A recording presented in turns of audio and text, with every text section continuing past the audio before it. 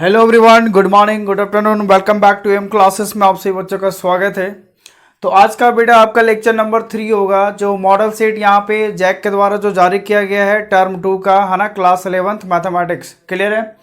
तो आज मैं यहाँ पे सेक्शन बी का ही क्वेश्चन लेकर आऊँगा। सेक्शन बी में जो कल मैंने क्वेश्चन करवाया था लास्ट में, वो 8 से लेकर 11 तक करवाया था, राइट। आज मैं जो क्वेश्चन आपको कंप्लीट कराऊंगा वो 12 से लेकर 14 तक, यानी 12, 13, 14 तीन क्वेश्चन होगा। देखो वीडियो मैं छोटा छोटा बना रहा हूँ, है ना, चीज़ें एक साथ आपको लंबा ना लगे, इसलिए आप टाइम टू टाइम वीडियो देख कर अपना नोट करते जाएं। और ये सब्जेक्टिव है, इसलिए रिवाइज आपको जरूरी होगा लास्ट में। क्लियर है? हाँ सर, बिल्कुल। तो चलिए, अगर आप नए हैं वीडियोस पे तो पूरे वीडियोस को पहले भी देखिएगा, और अगर आप ज़्यादा से ज़्यादा इसको शेयर कीजिएगा इस वीडियो को, ताकि सभी के पास ये पहुंच सके। ओके, चलिए स्टार्ट करते हैं ना। क्वेश्चन रहा ये आपका स्क्रीन पे, क्वेश्चन रहा क्वेश्चन नंबर आपका 12 में। देखिए आपका इलिप्स का है ना। देखो मैं एक चीज़ बताता हूँ, इलिप्स का जो इक्वेशन होता है, पहली बात समझिए, यहाँ 12 नंबर क्वेश्चन आपको कहता है find the equation of ellipse, ठीक है ना। तो पहले आराम से क्या लिखेंगे कि वी नो दैट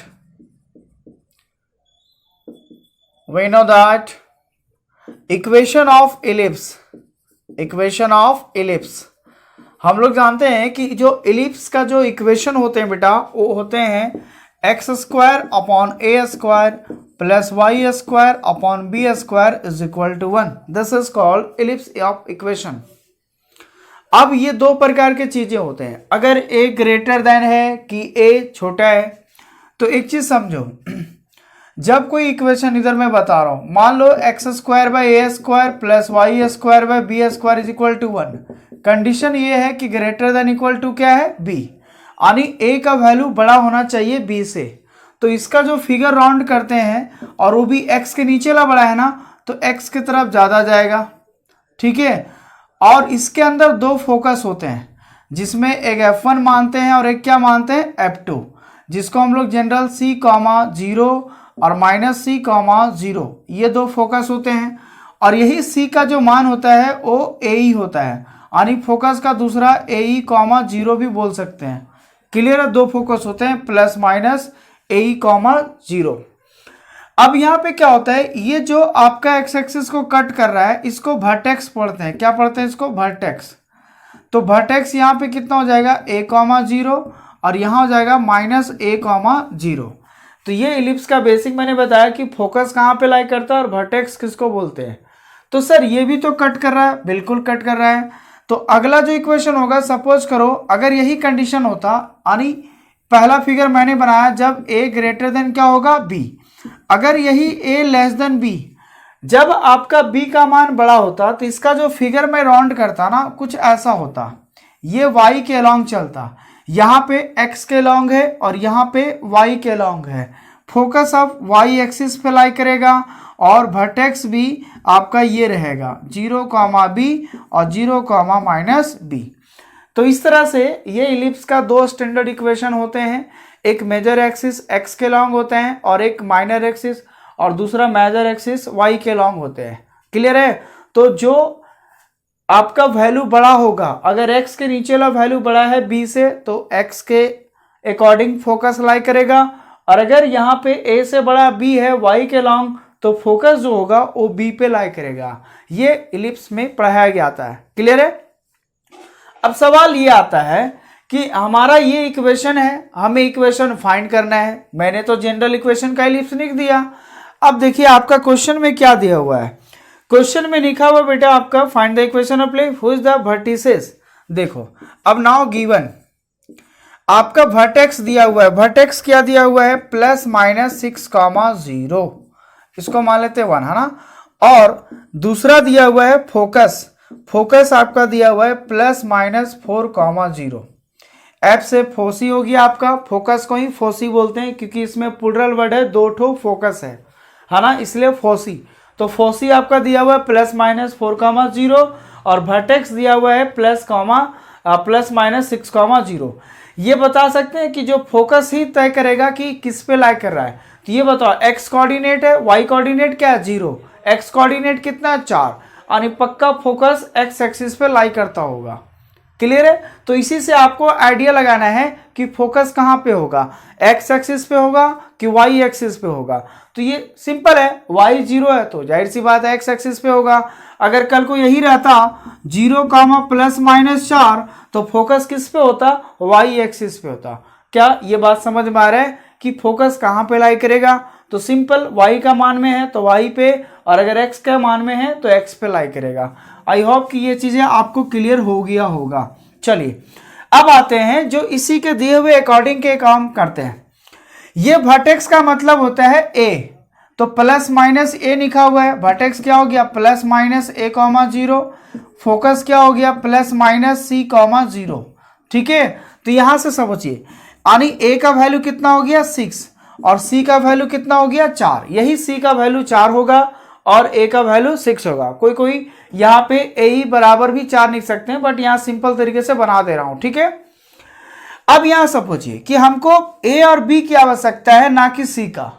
तो एक रिलेशन होता है, since we know that c² is equal to a² minus b², ये फॉर्मूला होता है ना, याद रखिएगा। c² इज इक्वल टू क्या होता है बेटा, a² माइनस b²। ये बताओ c का वैल्यू कितना है 4, तो 4 का स्क्वायर हो जाएगा, a का वैल्यू 6 है, 6 का स्क्वायर, b² तो निकालना है। अब यहाँ पे देखिए 4 का स्क्वायर करेंगे तो 16, ये आपका 36 हो जाएगा और ये आपका माइनस b²।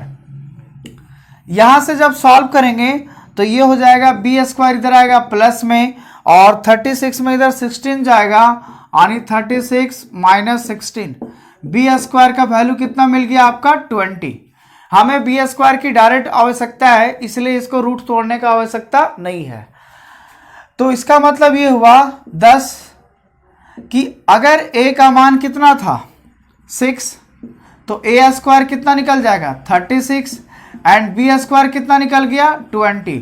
अब नाउ फ्रॉम 1 में देखा जाए तो मैंने इक्वेशन मान के रख लिया था x² by a² plus y² by b² is equal to 1। अब हम कह सकते हैं कि x² a² का मान टोटल कितना लाया मैंने 36, y² और b² का वैल्यू कितना है 20 इज इक्वल टू कितना हुआ 1। यही आपका रिक्वायर्ड आंसर हो गया। क्या बात समझ में आया? तो इसमें कोई किसी तरह का कोई दिक्कत है? फिर से समझाता हूं। एक मैंने जनरल इलिप्स का इक्वेशन माना, हमें ये नहीं पता था इसका फोकस कहां पे लाई कर रहा है, बट ये क्वेश्चन में दे दिया था। फोकस देखा एक्स एक्सिस है, y 0 है, समझ गया कि ये एक्स एक्सिस पे लाई कर रहा है। अच्छा, अब जो वर्टेक्स है वो भी a का मान हो गया, तो यहाँ अगर ये रहता 0 प्लस माइनस 6 तो b का मान हो जाता। बात समझ में आ रहा है? तो यहाँ पे देख लो दोनों x कोऑर्डिनेट है तो x में a मानेंगे और y में हमेशा b मानेंगे। तो a का वैल्यू यहाँ से हो गया और c का वैल्यू, सर हमें तो प्लस माइनस 4 दिख रहा है। देखो यहाँ प्लस माइनस लेके नहीं चलना है, प्लस माइनस तो ये इंडिकेट कर रहा है कि दो फोकस कहाँ कहाँ होगा। क्लियर है? तो यहाँ प्लस माइनस के लेके आप परेशान ना हो, सिर्फ आप 6 लेके चलें, 4 लेके चलें। फिर c² बराबर एक रिलेशन होता है इलिप्स में a² माइनस b²। मैंने दोनों का वैल्यू पुट किया और यहां से मैंने b का स्क्वायर का फाइंड कर लिया।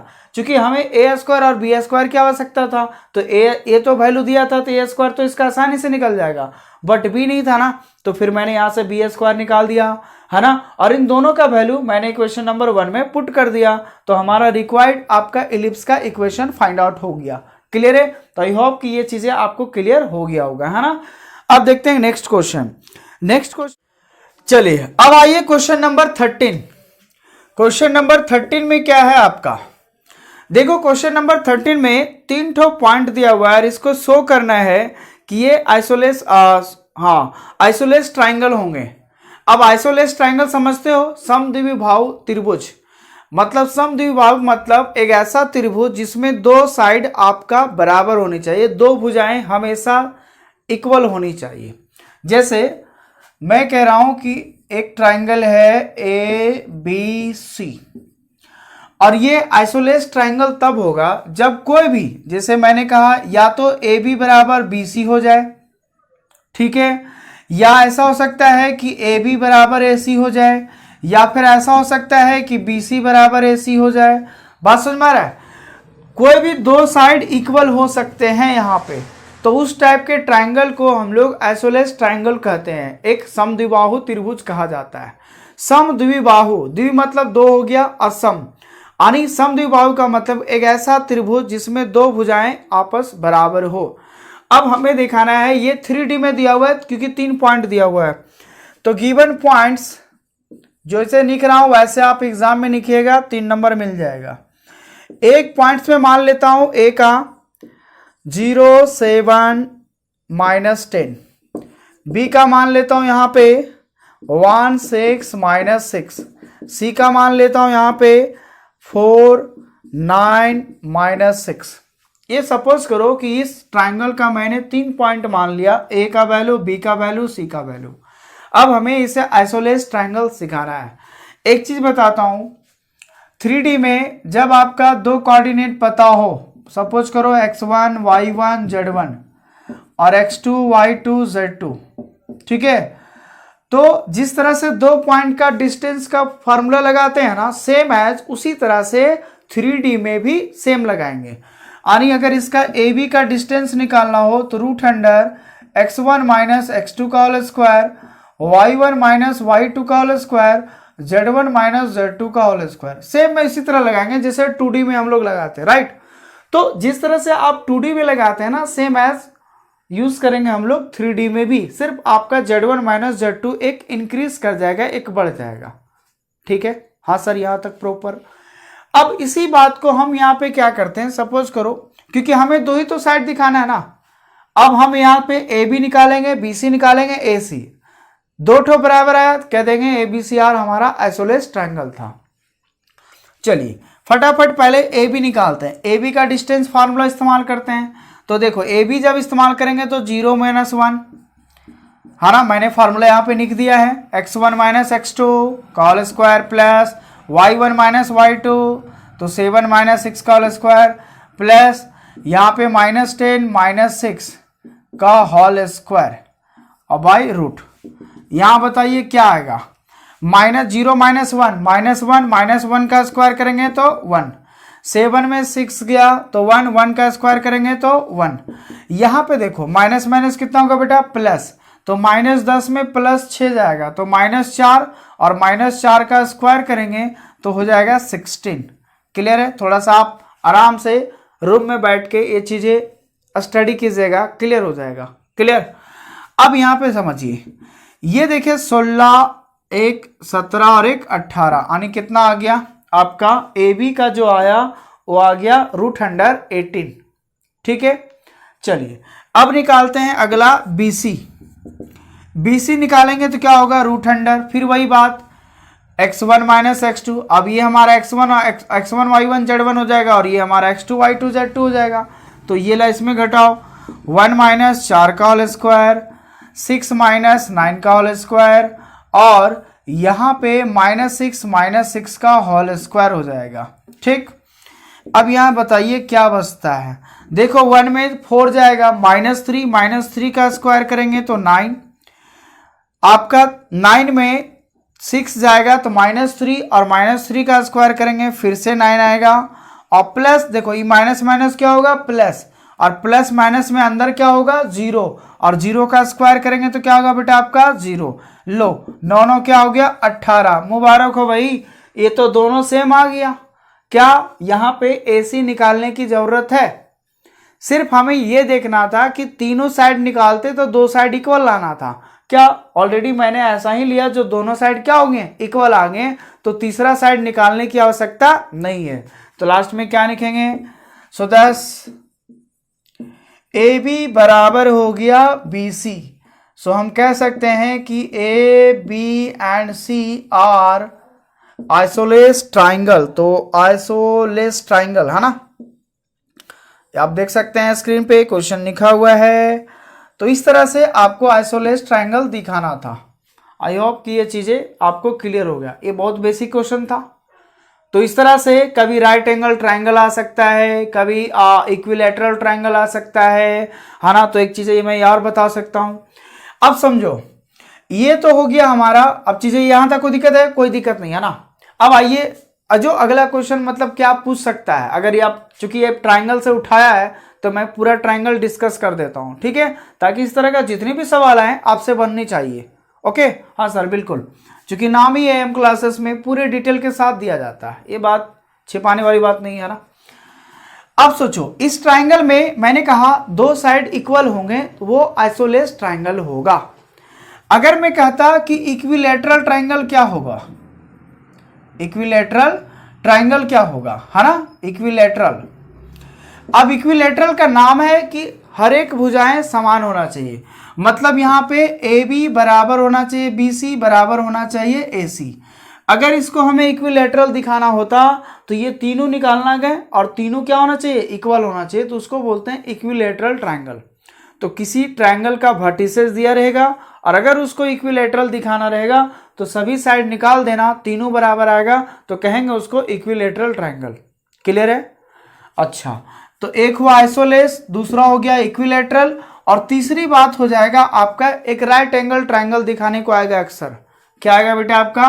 राइट एंगल ट्राइंगल, है ना। राइट एंगल ट्राइंगल में क्या होगा, जब राइट एंगल ट्राइंगल का मतलब क्या होता है कि दो साइड का स्क्वायर का सम तीसरे साइड के स्क्वायर के बराबर आना चाहिए। यानी क्या क्या कंडीशन हो सकता था कि A B square plus B C square बराबर ए सी स्क्वायर हो जाए, या A B square plus A C square बराबर हो जाए बी सी स्क्वायर, या फिर ये हो सकता था कि B C square plus A C square is equal to A B का स्क्वायर हो जाए।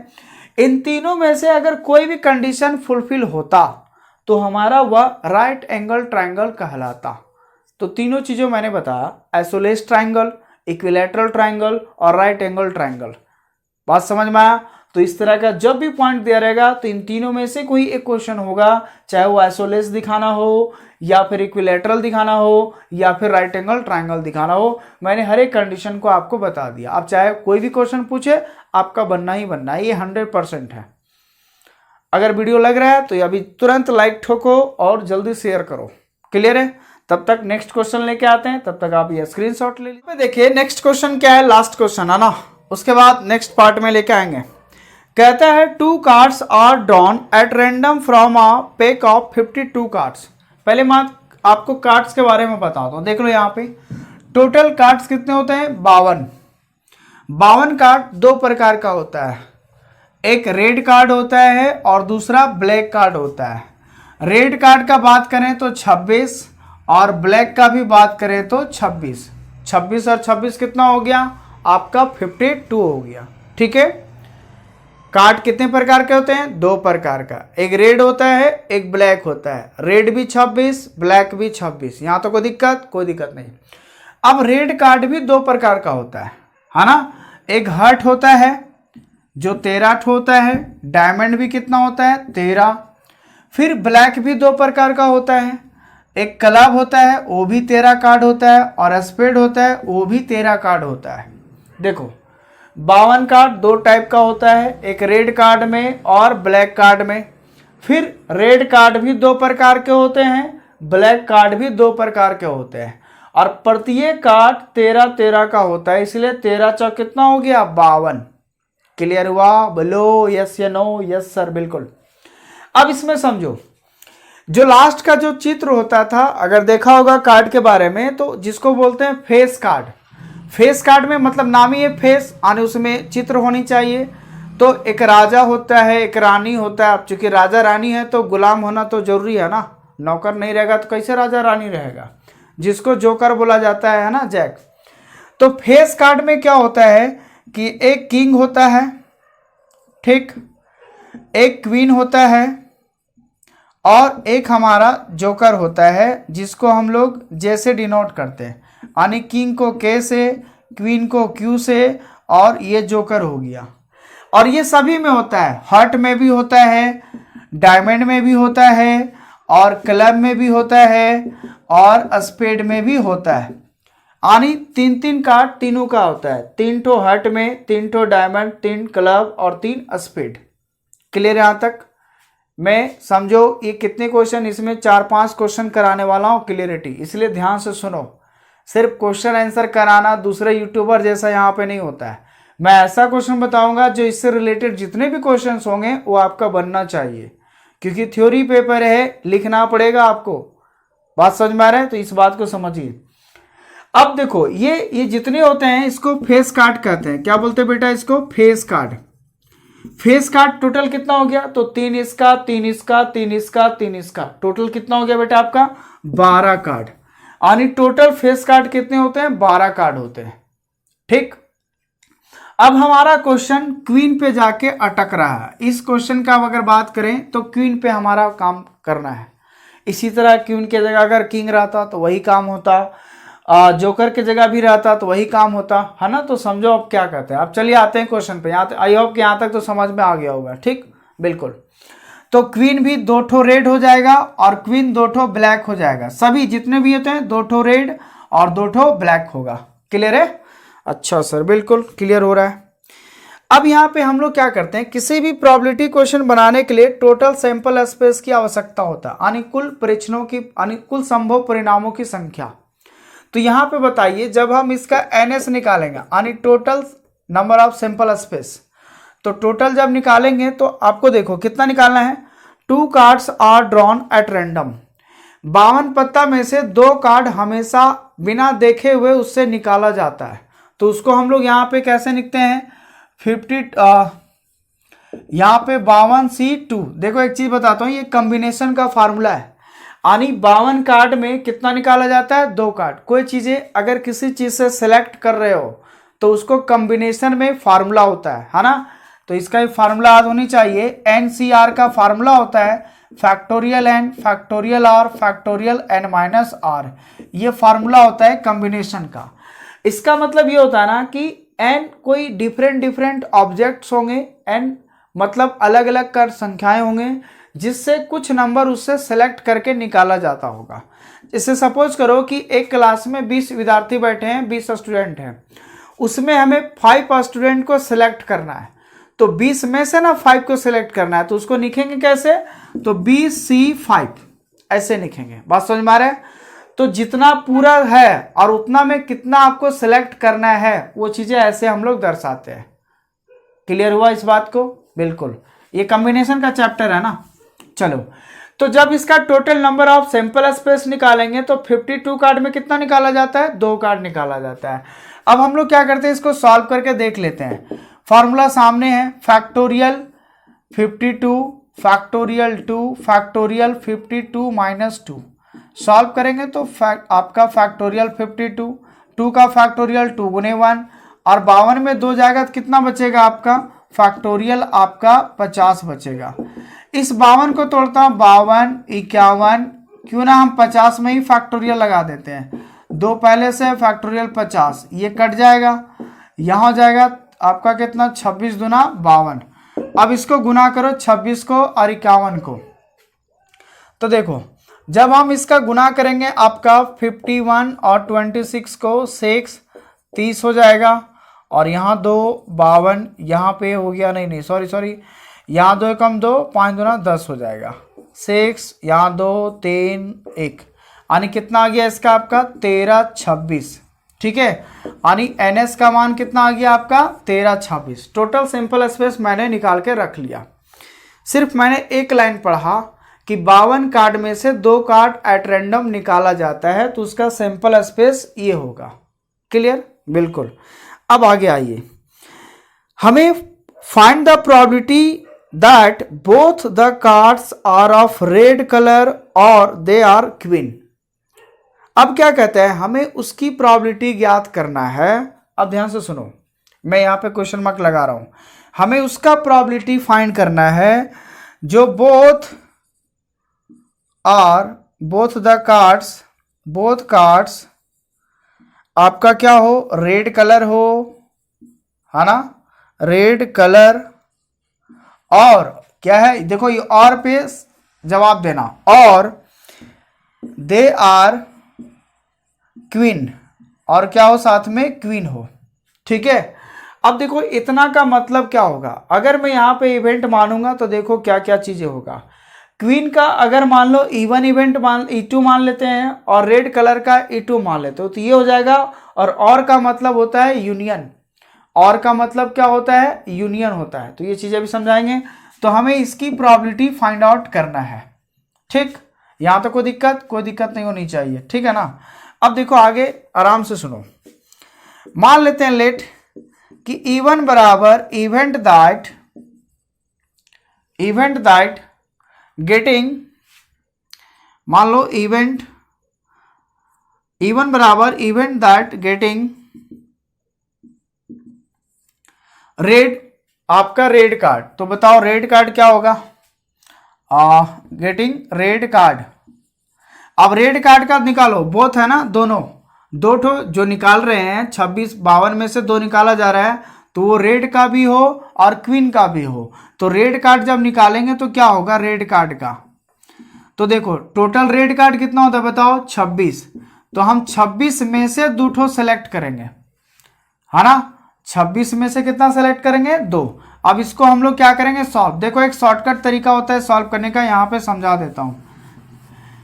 देखो कॉम्बिनेशन का बिना फार्मूला का भी आप बना सकते हो। कैसे समझो? एक तो ये फार्मूला लगाइएगा तो भी वही आएगा, और जो मैं सॉल्व कर रहा हूं उसको भी आप डायरेक्ट कीजिएगा। यहां बताओ नीचे कितना है? 2।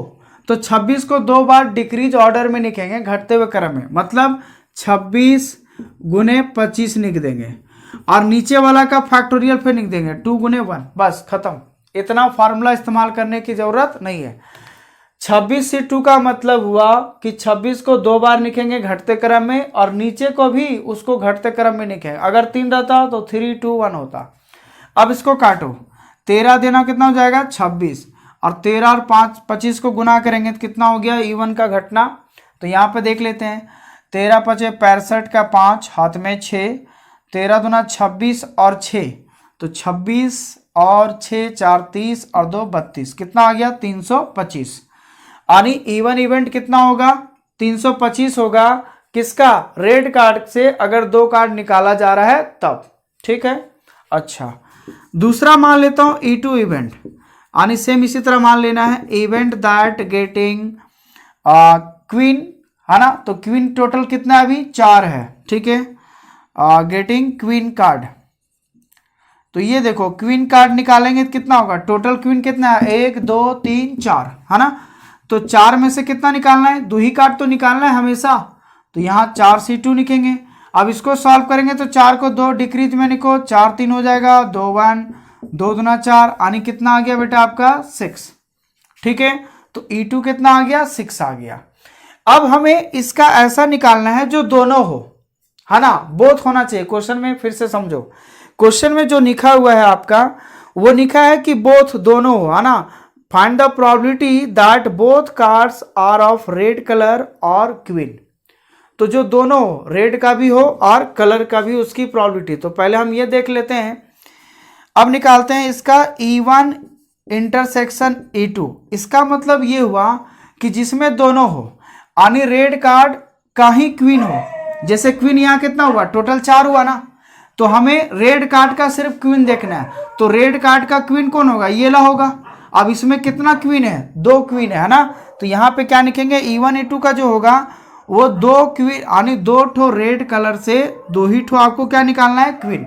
अब यहाँ पे देखे E1 इंटरसेक्शन E2 का मतलब हुआ कि ऐसा रेड कार्ड का ही क्वीन बताना है। किसका? Red card. तो रेड कार्ड में क्वीन कितना था? 2 ठो था। 2 में से कितना सेलेक्ट करना है? 2 ही ठो करना है। तो यहाँ 2C2 बराबर कितना हो गया? 1 हो गया। अब आते हैं सबका प्रोबेबिलिटी फाइंड करते हैं। देयरफॉर सबका प्रोबेबिलिटी, यानी P1 का प्रोबेबिलिटी कितना होगा? तो नंबर ऑफ E1 बटा नंबर ऑफ S।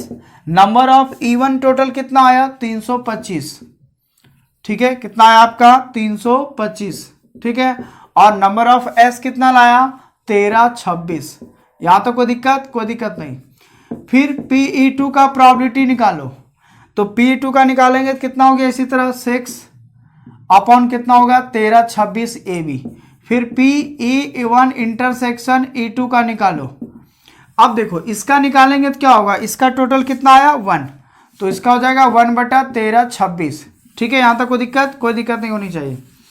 अब समझो हमें किसकी प्रोबेबिलिटी फाइंड करना था? यही तो फाइंड आउट करना था ना, कि जो दोनों कार्ड हो। तो इसको देखो शॉर्ट में कैसे लिखेंगे इस बात को, रेड कलर का, और देखो रेड का E1 माना, क्वीन का E2 माना, तो E1 यूनियन E2 मानेंगे यहाँ पे। देखो इसी का प्रोबेबिलिटी हमें फाइंड करना था। अगर और रहेगा तो यूनियन, एंड रहेगा, अगर एंड लिखा रहता तो इसको हम इंटरसेक्शन कहते हैं। ठीक है। और रहता है तो इसको हम लोग यूनियन कहते हैं। ठीक, अब देखो ये फार्मूला होता है, अगर probability of E1 union E2 है तो इसका फार्मूला होता है, क्या होता है समझो, तो इतना बराबर होता है क्या, यानी ये तो हमें फाइंड आउट करना था। So therefore PE1 union E2 बराबर होता है PE का प्रोबेबिलिटी प्लस PE2 का प्रोबेबिलिटी, और जब यूनियन निकालना हो तो इंटरसेक्शन का प्रोबेबिलिटी घटा देते हैं हम लोग। ठीक है, यहाँ तक कोई दिक्कत? ये फार्मूला होता है, अगर यूनियन निकालना हो तो इंटरसेक्शन घटाएंगे, और अगर इंटरसेक्शन निकालना हो तो यूनियन घटा देंगे, और इन दोनों प्रोबेबिलिटी को जोड़ देते हैं। ठीक है, अब यहाँ समझो PE1 का मैंने मान निकाल के रख लिया 325 अपॉन कितना हो गया बेटा आपका 1326, प्लस PE2 का प्रोबेबिलिटी 6/1326 माइनस इन दोनों का इंटरसेक्शन का प्रोबेबिलिटी 1/1326। क्या अब सॉल्व कर पाओगे? तो 1326 आपका एलसीएम आएगा, यहाँ हो जाएगा 325, यहाँ 6 माइनस 1। पूरा जब सॉल्व कीजिएगा तो करके लमसम शायद ये आ सकता है, मैं अप्रॉक्सीमेट लिख दिया। ठीक है ना, तो ये आप सॉल्व कर दीजिएगा, ये टोटल आना कितना। तो चीजें मैं फिर से समझा दे रहा हूँ रफली, है ना। हमें क्या करना था, 52 कार्ड में से 2 कार्ड निकालना था, तो मैंने सैंपल स्पेस बना दिया। जब भी निकाला जाएगा तो कॉम्बिनेशन का यूज करेंगे, तो 52 में से 2 निकाला जाता, टोटल आया 1326। उसके बाद हमें इसकी प्रोबेबिलिटी ज्ञात करना था, जो कलर में रेड हो और क्वीन का भी रेड हो। तो इसके लिए हमें अभी क्वेश्चन मार्क लगाया। पहले मैंने E1 मान लिया रेड कार्ड का, रेड टोटल 26 होता है, 26 में से 2 निकाला गया होगा, उसका वैल्यू ये आया। फिर E2 मान लिए कि क्वीन कार्ड का जो होगा, तो टोटल अभी क्वीन कितना, अभी मैंने कहा नहीं रेड में, सिर्फ अभी टोटल क्वीन देखो, तो टोटल जो रानी होता है वो टोटल 4 ठो होता है, तो 4 में से 2 ठो रानी को निकालेगा, तो हो गया 6 आ गया वैल्यू। अब हमें उस रानी का वैल्यू चाहिए था जो रेड में हो, यहाँ तो टोटल 4 रानी का ही ना निकाल दिए, तो रेड में कितना रानी होता है, 2 रानी, और निकालना कितना था 2, तो यहाँ इसलिए लिखे 2C2C। तो इंटरसेक्शन उसको बोलते हैं, क्योंकि कॉमन रहेगा दोनों के लिए, है ना। तो कॉमन जब निकालेंगे तो इंटरसेक्शन का यूज करते हैं, तो 2C2 हो गया, जिसका वैल्यू 1 आया। मैंने फिर क्या किया, सबका प्रोबेबिलिटी फाइंड कर लिया। प्रोबेबिलिटी का मतलब होता है total number of sample space से भागा दे देंगे नंबर ऑफ इवेंट में, तो ये सारे मैंने वैल्यू फाइंड आउट कर लिया। अब चूंकि निकालना था कि बोथ दोनों हो, रेड कलर भी और रेड कलर का ही क्वीन हो, इसकी प्रोबेबिलिटी क्या होगा, तो रेड कलर का 26 वाली बात, क्वीन उसी रेड का हुई तो 2 वाली बात, तो इसका यूनियन होता है। यूनियन का ये फार्मूला होता है, जब यूनियन निकालना रहेगा तो इंटरसेक्शन घटाएंगे, इंटरसेक्शन निकालना रहेगा तो यूनियन घटाएंगे। अब मैंने यहाँ तीनों का वैल्यू रखा, एलसीएम लिया, आएगा कैलकुलेशन। ठीक है ना, तो इस तरह से आपको सॉल्व करना है। चीज़ें बारीकी से समझाया मैंने, हर एक क्वेश्चन को इतना डील किया है ताकि और भी रिलेटेड क्वेश्चन आएगा तो वो आपका डील हो जाएगा। ठीक है बेटा, यहाँ तक कोई दिक्कत? तो आज मैं इतना ही रहने देता हूँ, काफ़ी रात हो चुका है। मैं वीडियो देखो आप लोग के लिए मेहनत करके बनाता हूँ, सो प्लीज़ आप ज़रूर शेयर करें, आपकी शेयर हमारा मोटिवेशन होता है, नहीं तो फिर वीडियो मैं रोक दूंगा, है ना। पिछला बार भी इसी तरह किया था ना, मैंने दोनों मॉडल सेट का दिया, तीसरा में देखा शेयर ज़्यादा नहीं हो रहा था, मैंने वीडियो रोक दिया। आपको जिस पे देखना है जाके देख सकते हो, हमें कोई इतराज़ नहीं है, लेकिन आप अगर इस चैनल पे लगे हैं तो आपको भी कॉपरेट करना होगा। बात समझ में आ रहा है? बिल्कुल, वानी भी सही समझ गए। तो चलिए, तब तक आप यहाँ तक कीजिए, तब तक बाय बाय, टाटा, है ना।